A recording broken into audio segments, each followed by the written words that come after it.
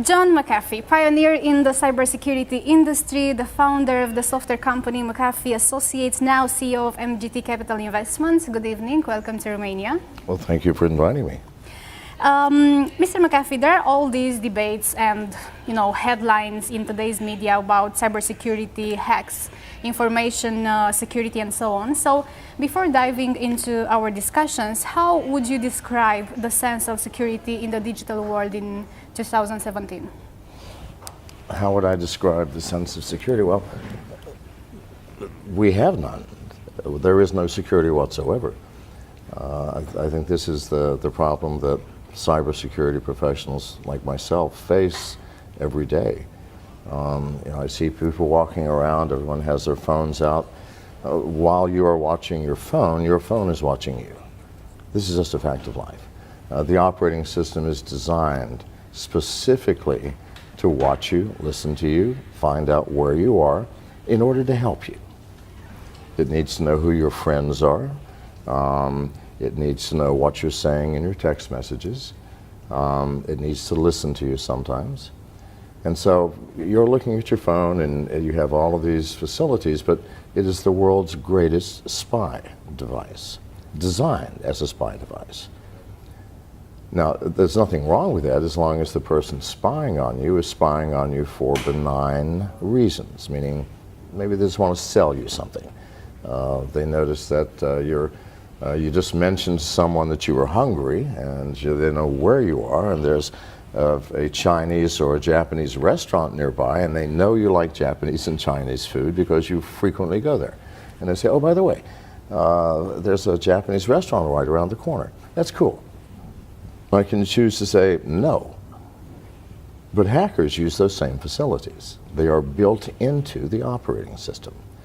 So if a hacker gets access to those facilities, they may choose to empty my bank account without my permission or knowledge, or to steal my identity, or to start charging things on my credit cards, or if I have a Bitcoin wallet or an Ethereum wallet, they can empty my wallets. That's the problem that we have, and that's just on the individual level.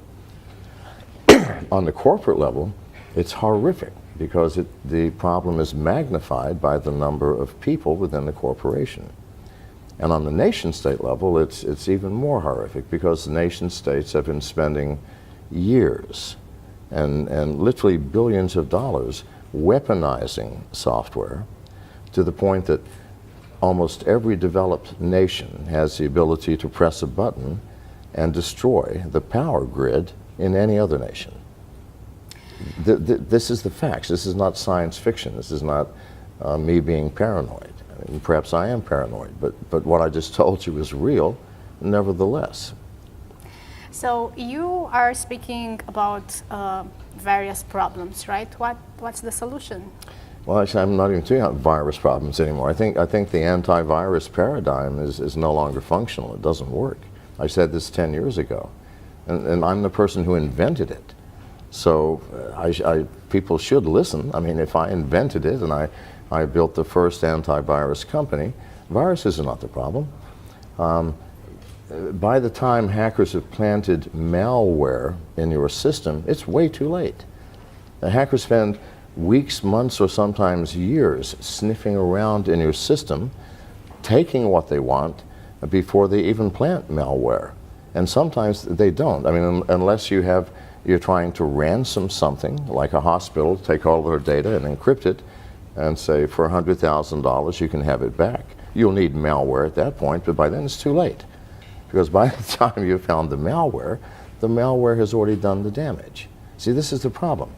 It's a reactive paradigm, and we have to become proactive. How do we do this? Well, from a technological standpoint, I'm personally developing products that focus on identifying the hacker, not the malware. By the time the malware is there, as I said, it's too late. But you can find the presence of a hacker in your system so easily. And every hacker has to go through certain steps in order to break into any system and do damage. The first thing they have to do is get through the firewall. after they've gotten through, and all firewalls have holes. It's impossible to build a firewall that can keep out all hackers. It just can't be done. They have to get through the firewall, and then they have to find out where they are. And so what's on this net? So they sniff every device on the network. That's an anomaly. That's behavior which is not normal. I mean, who does that? Nobody. So just a very simple hardware box with very simple software would be able to at least identify that much. If you're watching all the traffic on the network and you see, well, someone just came in through port 80, well, that itself is strange. No one comes in through that port, but they did.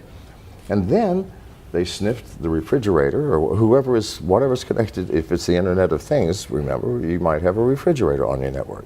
Refrigerator, everybody's workstation, the main server, and all the honeypots in my device. Well, that's crazy. So within a matter of seconds, I can then send an email or a text message to the CIO and say, a hacker just came in, or what looks like a hacker. And that's only one of the types of things that hackers do. There are many thousands.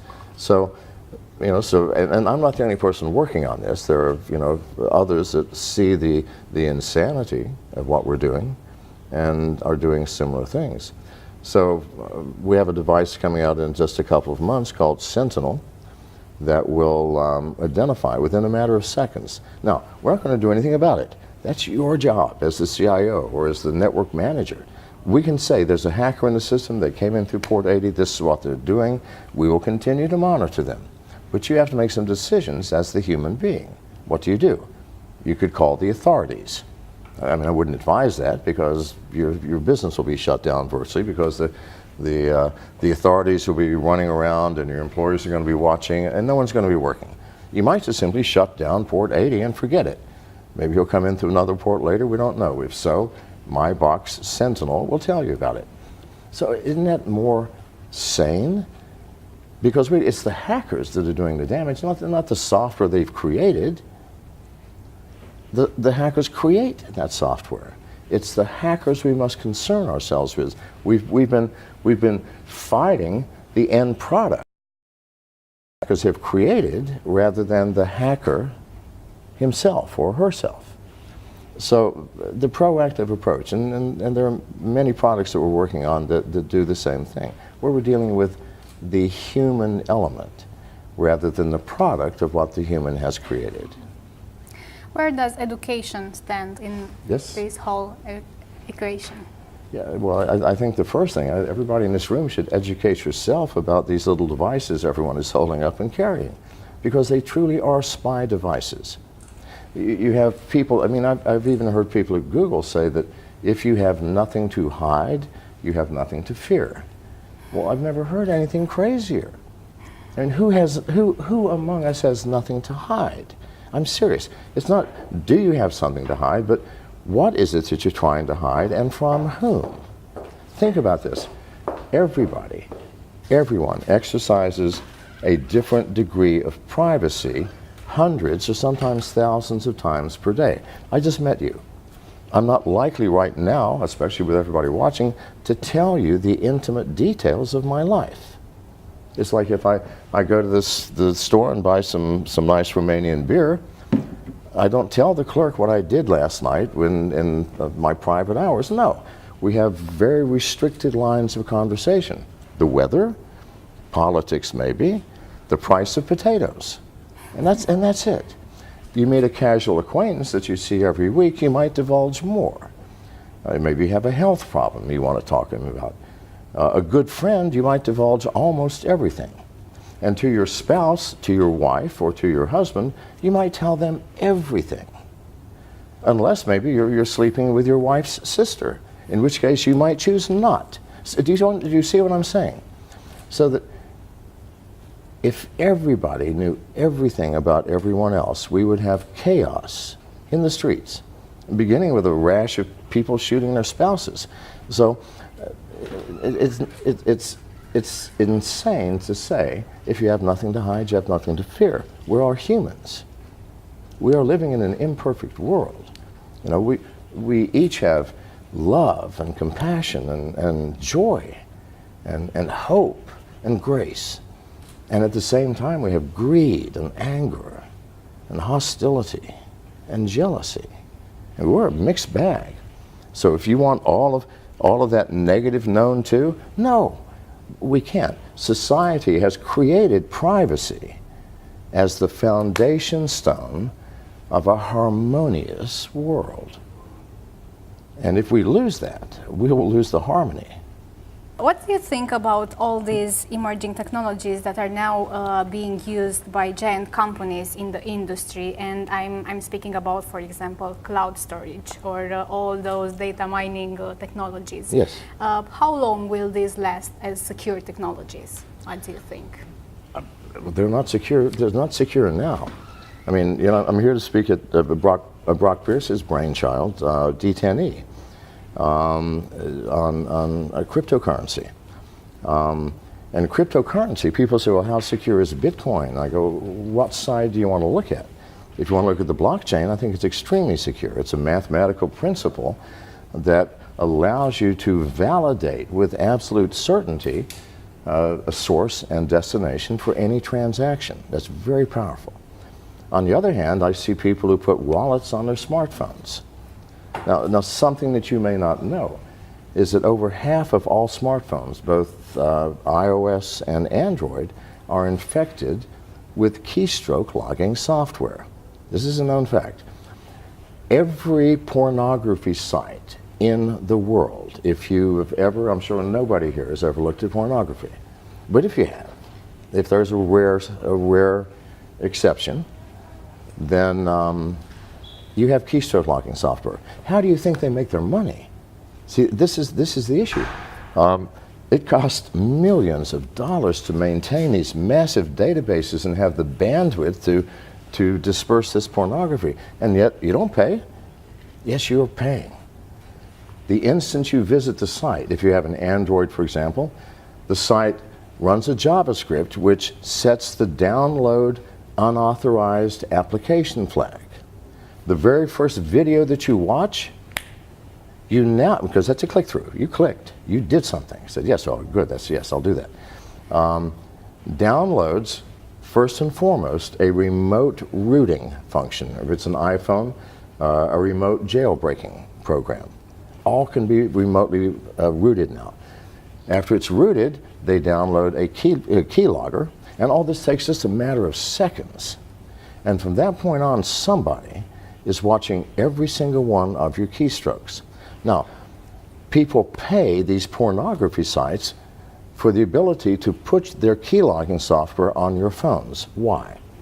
Well, maybe they're a Bitcoin aficionado, and they're going to see, do you have a Bitcoin wallet like Mycelium or what have you? Yes.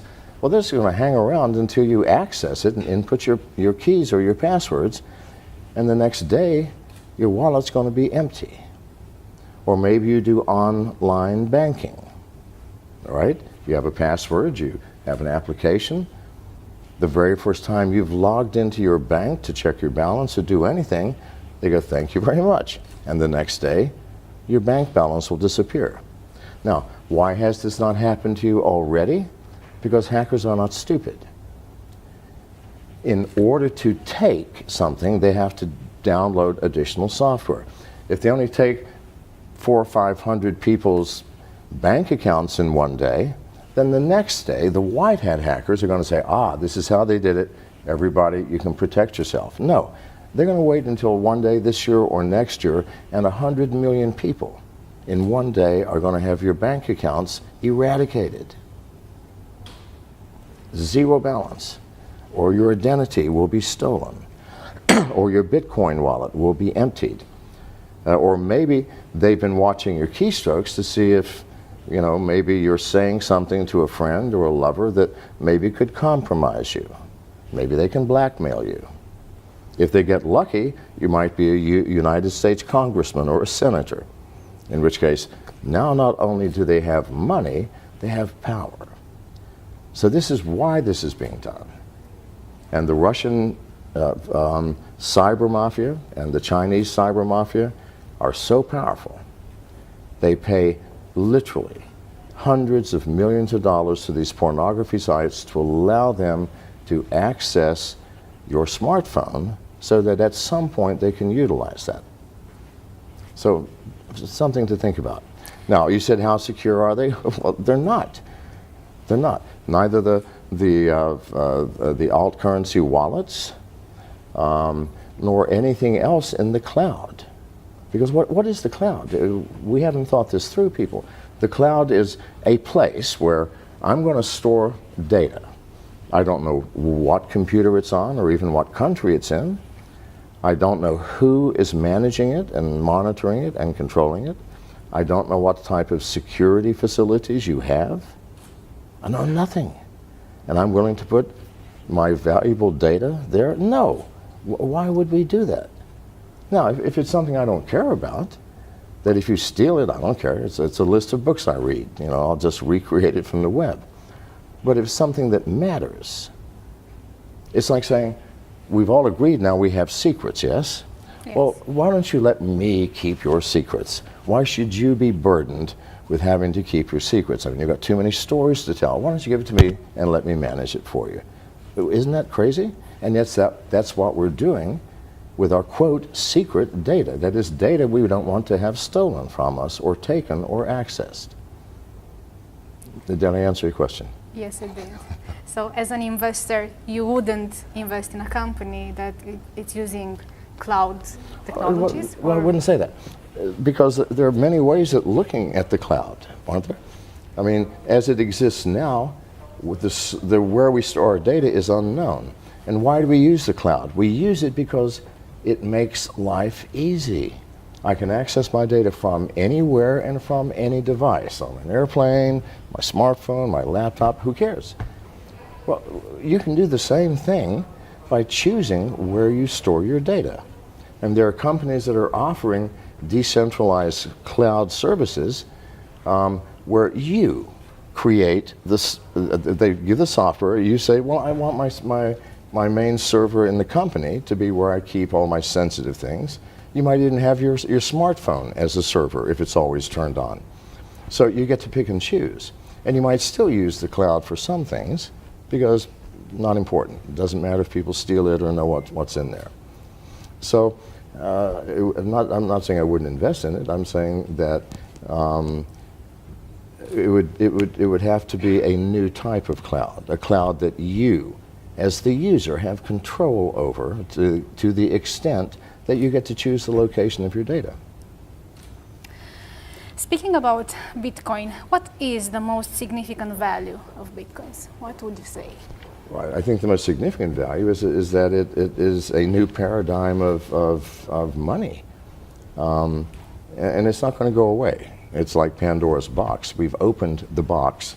It came out. It's not going away. No matter how much governments would like it to, no matter how problematic it is for banks, it's here to stay and it's growing.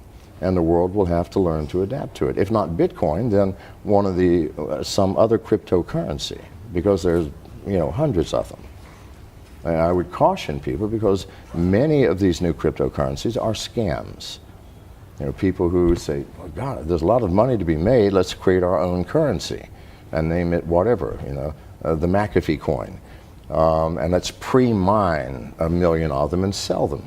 But please, it's a license to steal. And they do it because people do not understand the technology behind it. And here's some other advice. If you are going to become involved in any kind of cryptocurrency, Bitcoin or Ethereum or Monero or whatever, you need to educate yourself. It is easy to lose your money and to become confused. So and these are problems that will fix themselves. The simplicity, it's difficult now because it's a new technology and we don't have the facilities to keep you as the owner of the money from hurting yourself through lack of education. We can build software to take that away. It'll just take time. A year, 2 years, 3 years, that problem will go away. But banks, governments, people who collect taxes from income, it's a problem they're going to have to deal with. In one of your previous talks, you said that there are two ways of losing Bitcoin, through stupidity and hacking. Could you please elaborate on these two aspects? Through Stupidity and hacking. I don't use that word stupidity very much. I can't Well, believe you I said did. that, but I did. Fair enough. Okay. But then I must have been talking about myself, because I've lost lots playing around with cryptocurrencies, because I'm trying to find what the problems are. You know, I let people hack me. I published my personal phone number in Business Insider magazine last year. And my wife is here. She can tell you that for weeks the phone rang nonstop 24 hours a day. However, every hacker in the world has my number now. They also have my email address. Please try and hack me. It's not a challenge. I want to see what you're doing. I want to see the newest tech. I want to see the newest technology in data theft. And for a hacker, it's a badge of honor to be able to hack a leading cybersecurity figure, or like myself, for example. So that's what happens. People get into my phone. My phone has more malware on it than the entire library of Kaspersky Laboratories, because I invite everybody in. And now I've lost your original question.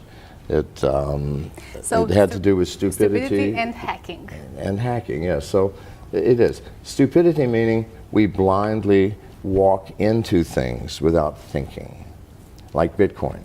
You know, you should always, at least for the next year or so, find someone who's already doing it that can advise you, who already has a wallet and can tell you what's the best wallet, who can tell you how to store your money offline. It takes education, and it takes a little time. And again, the stupidity part, you know, mostly me. I get tired. I also do exchanges between Bitcoin and Ethereum and Monero, all of the alt currencies. Why? Because I'm looking to buy a company that's already doing that, and I need to understand that technology. Well, you know, I've lost thousands of dollars, mostly through my own stupidity.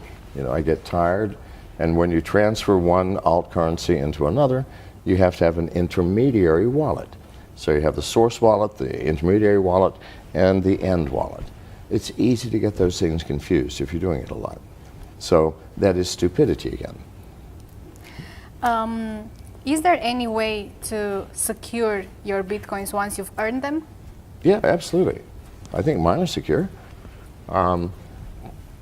But the only way to do it is offline. I mean, you can buy devices. My favorite one is Trezor, Trezor, and the reason is because your seed keys. When you first create a wallet, it gives you a thing called seed keys. It's a list of words, random words: car, shoelace, dog, cow, whatever. And these are your seed keys, randomly generated to the point that there's no way anybody could ever guess them in the right order. Now, the ridiculousness of wallets, keep in mind that if you've been to a pornography site, someone's watching you anyway. As soon as you install the wallet, it shows you what your seed keys are, asks you to input them so that you got it correct. Well, you just gave up your wallet to any hacker who wants access to it. What's nice about the Trezor device, and by the way, I have nothing to do with Trezor. I'm not promoting it for sale. Nothing. I just use it. Is it has a tiny little screen that shows you the seed keys on this screen, not your smartphone, not your laptop, not your desktop, but on that device. So no hacker can access them. And then once you've put your Bitcoins into the wallet, unplug it, bury it in the backyard, hide it under your mattress, whatever you want to do with it, like it was real cash. So, but to keep the wallet on any intelligent device, whether it's your laptop, your desktop, or any mobile device, that's insane. It will get stolen. In terms of cybersecurity technologies, what's your bet for the future? What do you think it will be the technology of the future? It'll have to be the technology that looks for the human element, that looks for the hacker rather than the malware that the hacker creates. That's the only way you can do this. Because hackers have to interface, they have to act, they have to do something in order to hack you. And it takes many weeks or sometimes many months for them to do that. And if you can identify the hacker right up front and shut the hacker down, then they're going to go look for easier prey. All of our security in the future will have to include that aspect of security, the hacker mindset and the hacker methodology. You speak a lot about hackers. Let's suppose that I am a tech company. How do I deal with them? How should I approach this relationship with hackers in general? Should I work with them? Should I? Yes, hire them. I keep saying it to everybody. If you don't have hackers on your team, then you're lost. If I'm designing a bank vault, wouldn't I want to hire the greatest safe cracker in the world? Someone who can break into bank vaults? I want to hire that man, because if I don't, then he's going to break into my safe. This is just a fact of life. So we have to work with them and cooperate with them. We have to stop thinking that all hacking is bad, because a hacker is nothing more than a person who understands every single aspect of computer technology, from the hardware all the way up to the highest level software, and loves doing that, loves living in that field, lives, eats, and breathes that. Now you can't create a hacker. You can't send someone to Harvard or to Stanford University and create a hacker. No, that's not possible. You can create a good computer scientist, but that's not the man or woman that you want to save you from hacking. You have to get the hackers involved. I hire nothing but hackers. My friends are all hackers. You know, I want to know the hacker mindset, else I cannot help you. I can't do anything to create products or services to keep you secure if I don't understand my enemy. And just because they're hackers does not mean they have to be the enemy. Okay. There are white hackers as well. Yes, absolutely. Speaking about that, how much do you think the security industry is still biased towards hiring computer science graduates as opposed to people that are self-taught in this security field? I believe that in 10 or 15 years, colleges and universities will no longer exist. Does it make sense, for example, to learn a science where you're taught by a human being with a limited brain and limited capacity, when right here in your hands you have access to the infinite knowledge of the world? I tell this to people all the time. They go, what should I study in school? I go, why do you want to go? I mean, if you want to go to school to party or to make friends or for social reasons, that's fine. Or you want a degree so that you can get a job with some structured company that demands you have one, okay. But if you truly love what you do, you're not going to structure your life so from 10 a.m. till 11 a.m. you'll be studying writing device drivers, and then from 11 till 12 you'll be studying C++. No, that's nonsense. You're going to be living on the dark web. You're going to be living in these communities where people are talking about the ins and outs of technology. That's how you're going to learn. And those are the people I will hire. Because if software engineering and hacking is not a structured universe, it is very chaotic. And universities are very structured, even though they look chaotic at fraternity parties. But so yeah, you need to question whether school in its current form will even exist. From MGT Capital Investments point of view, what are you looking at exactly when deciding if you will invest or not in a tech company? Well, recently we've been investing mostly in ourselves because we have such a team of hackers, and while I'm off looking for possible new acquisitions, they're back creating things, and when I get back there'll be something else they will have created. And that's how we came out with the Sentinel product and a whole bunch of other products. So, even in my world of investing and creating cybersecurity products, There are no rules. The world is changing rapidly. The thing that motivates me is that I see we as a world, not just a nation or class of people, but the entire world is teetering on the edge of a cliff, dangerously, where we are allowing these devices to basically become our masters rather than the other way around. And these devices are spy devices. We buy them so they can spy on us. And that's creating a great deal of danger. And at the same time, nation states are creating weaponized software that can destroy another nation's power grid. Well, I'd rather have nuclear bombs dropped because they're localized. If you lose a power grid for a nation, you'll be living in a cave within a year, wearing animal skins, because there is no other hope. You have no emergency services, no communication, no food, because all food production is automated. Without power, you cannot run the computers to automate that production. Without power, you can't run the machines, even if you had the manual capability of doing it. You can't distribute the food because that is all automated. It would be a horrific world, and yet we are all in this world, and at least a dozen nations have that button now. Russia, China, US, I know for sure. Isn't that frightening? It is. It should be waking people up. But instead, we're still drawn into this tiny little colorful entertaining screen. By the way, from all the devices that we as regular people are using, what's the least secure from our, if we were to choose between our smartphone? I can tell you what the most secure is. It's this one, the one that I carry, and it's a Samsung S7. And the reason is it is the only phone that cannot be remotely rooted or remotely jailbroken. All iPhones can be, again, whatever. The most hackable phone in the world is the iPhone. Android is second. But before they can do anything, they have to root your phone remotely, meaning you download a piece of software which roots your phone.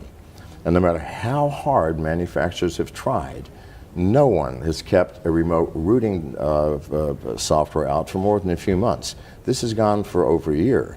No one yet has developed one. So when they develop a root device for this, I'll search for something else.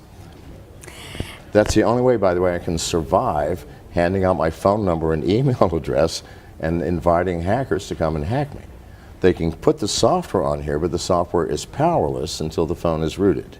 I never root it. Mr. McAfee, thank you so much for your time. It was a pleasure. Now, if you're still available for 5 or 6 minutes, I think that we can take 1 or 2 questions from people that gather here. And we have some questions on Facebook as well. Someone is asking why you didn't win the presidential elections. Well, I had no intention of winning it. I mean, please, anybody who's Googled me will know that I can never be the U.S. president. Well, okay, no, but let's get real. Let's get real. I'm smart enough to know that, and so were all the people on my campaign. However, what did it do? It allowed me to have a national platform to stand on, to tell people what I've just told you. Cybersecurity is our biggest risk. We're teetering on a cliff. If any of you have children, you'll understand what it means to want to leave the world in a better place than you found it. Well, we're about to leave a disaster to our children. I don't want that. No parent wants that. So it gave me a national stage, and especially me being John McAfee, expected me to do something crazy, which I tried to do as often as possible. People listen. But no, why I didn't win, there's no way I could have won. Ask that person what drugs they're on for even asking that question. I'm joking. Okay. I know. We have one question there, I think. Yes. Hi. When you were talking about giving your data to someone for safekeeping. I'm sorry? When you were talking about giving your data data to someone for safekeeping and filtering and whatnot.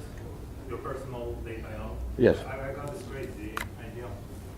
Traditionally, antiviruses worked like this. You would install them on your computer, would maybe pay a license on them, and hope they protected you. But if that didn't happen, then you were screwed, and you couldn't sue the company or something like this.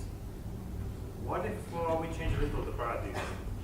Say I'm the consumer, there's the hacker, but there's a third party, which is someone responsible for my security. Meaning, okay, I have all this personal data, and I want to legally bind you to take care of it and not let anyone get their hands on it. If that happens, you have to pay a lot of money to me.